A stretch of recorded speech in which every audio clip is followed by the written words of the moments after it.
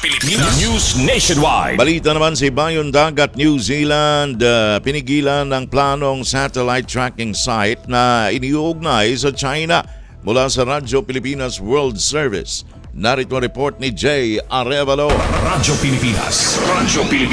Report. Pinigilan ng New Zealand ang pagtatangkang mag-install ng satellite tracking infrastructure ng Purple Mountain Observatory, isang organisasyong nakabase sa China na may malapit na ugnayan sa pamahalaan sa Beijing. Ayon sa New Zealand Security Intelligence Service o NCSIS, isinulong ang plano sa pamamagitan ng isang lokal na kumpanya na malamang ay hindi batid na maaaring gamitin ng kagamitan sa pagkolekta ng impormasyong may potensyal na halaga sa seguridad at militar. Hindi naman sinabi ng ahensya kung saan ang eksaktong lokasyon ng pagtatayuan sana ng nasabing pasilidad o kung gaano kalayo ang naging progreso ng plano. Inilahad ang insidente sa taunang Security Threat Environment Assessment ng NCSIS kung saan sinabi nitong ang China ang tanging bansang natukoy nila na nagsasagawa ng espionage sa malawakang antas. Samantala, patuloy na binabantayan ng New Zealand ang mga aktibidad ng dayuhang estado na maaaring makaapekto sa kanilang pambansang seguridad.